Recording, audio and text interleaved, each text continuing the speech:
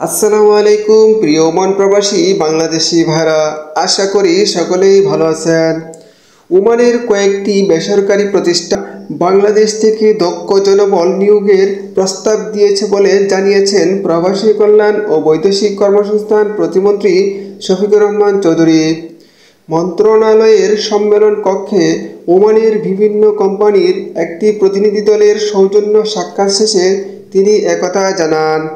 প্রবাসী কল্যাণ প্রতিমন্ত্রী বলেন, ওমানি কোম্পানিগুলো বাংলাদেশ থেকে আরও দক্ষ পেশাদার কারিগরি ও নির্মাণ শ্রমিক নিয়োগে আগ্রহ প্রকাশ করেছে।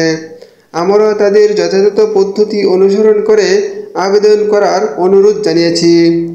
তিনি বলেন, ওমানের প্রতিনিধি দলকে তাদের প্রয়োজনীয় কারিগরি প্রশিক্ষণের জন্য টিটিসির ব্যবস্থা করা হবে। সেখানে তারা আগ্রহী কর্মীদের প্রশিক্ষণ প্রদান করবে এবং যোগ্যদের বাছাই করতে সক্ষম হবে।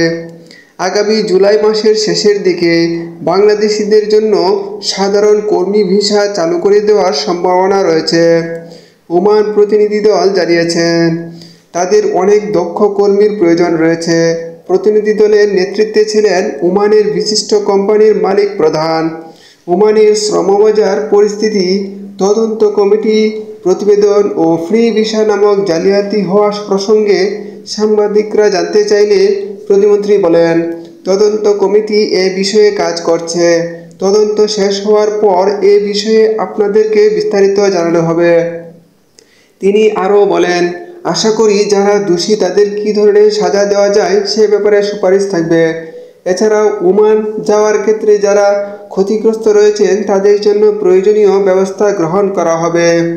এছাড়া মাননীয় প্রধানমন্ত্রী ওমানে আসার মূল উদ্দেশ্য হল যাতে করে ভিসার বিষয়ে সকল সমস্যার সমাধান করে ভিসা খোলার ব্যবস্থা নিশ্চিত করতে পারেন।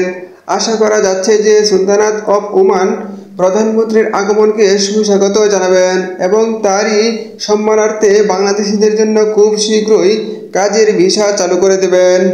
এদিকে ওমান প্রবাসী কল্যাণ সংগঠনের সিআইপি ইয়াসিন চৌধুরী বলেন, ওমানে অনেক শ্রমিক আছে যারা কিনা ফ্রি ভিসা নিয়ে ওমানে আসার পর থেকে কখনো কাজ পাচ্ছে আবার কখনো কাজ পাচ্ছে না। এভাবে 2 বছর পার হয়ে যায়। অতঃপর দেখা যায় যে ভিসা লাগানোর জন্য তেমন কোনো টাকা পয়সা থাকে না।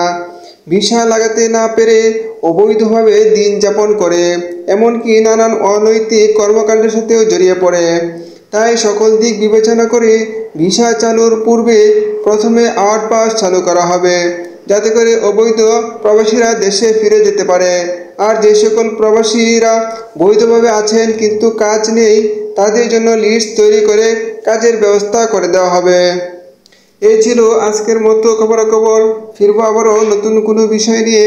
সে পর্যন্ত ভালো থাকুন, সুস্থ থাকুন। আল্লাহ হাফেজ।